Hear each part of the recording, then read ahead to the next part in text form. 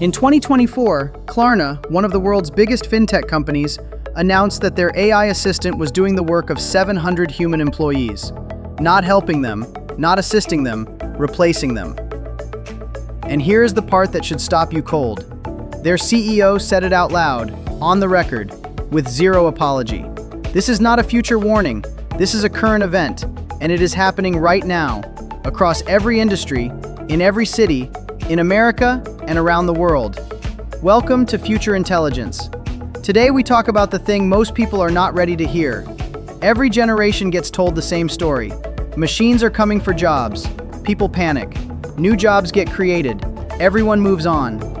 That story worked for the Industrial Revolution. It worked for the internet boom. But this time, the script is different. And here is exactly why. Past automation was narrow. A machine that welds cannot write. A robot that sorts packages cannot sell. Every tool replaced one task and left everything else to humans. AI does not work that way. AI can write, analyze, negotiate, code, design, support customers, manage schedules, and make decisions, all at once, all day, without a salary, without sick days, and without ever quitting. That is not a productivity tool, that is a workforce. Let us talk real numbers because this is not theoretical anymore. IBM announced they would pause hiring for roles that AI could fill. That is over 7,000 positions they simply stopped replacing. Duolingo cut a significant portion of its contractor workforce in early 2024. The reason given? AI can now do the work. British Telecom said it plans to cut up to 55,000 jobs by 2030, with AI absorbing a major portion of that work. And these are just the companies saying it publicly.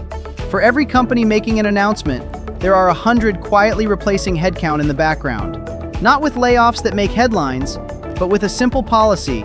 We are not backfilling that role. No hire, no noise, no news story. The job just disappears. Now here's where most conversations get it wrong. People assume AI comes for low-skill jobs first. The data says the opposite. Goldman Sachs published a report estimating that 300 million jobs globally could be exposed to AI automation. The jobs at highest risk are not factory workers or truck drivers. They are knowledge workers, paralegals, junior accountants, customer service managers, data analysts, junior copywriters, entry-level coders, recruiters, financial advisors doing routine work. The higher your salary is based on processing information, the more exposed you are, because that is exactly what AI is built to do. Process information faster, cheaper, and without error. The jobs that survive are the ones requiring physical presence, deep human judgment, creative vision, or genuine relationship trust. Everything else is being evaluated right now by a CFO somewhere with a spreadsheet. Now here's what the panic headlines always miss. Every major technology shift in history destroyed categories of jobs and created entirely new ones that nobody predicted.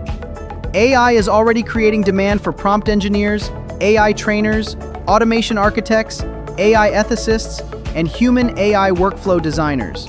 Roles that did not exist 3 years ago are now six-figure careers. The question is not whether new jobs will be created, they will. The question is how fast, and whether the people losing jobs today have the time and resources to make that transition. That gap between jobs lost and jobs created is where the real crisis lives. So here's the truth nobody in a boardroom is saying out loud. AI employees do not take lunch breaks. They do not ask for raises. They do not call in sick on Monday. They do not need health insurance or a retirement plan. For a CFO looking at a balance sheet, that math is impossible to argue with. The companies moving fastest on AI are not doing it because they hate their workers.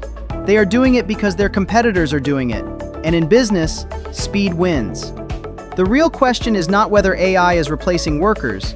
That is already happening. The real question is, what are you doing about it? Because the people who understand this shift and position themselves on the right side of it are the ones who will thrive in the next decade. And that is exactly what this channel is here for. Subscribe to Future Intelligence. Every week we give you the real picture.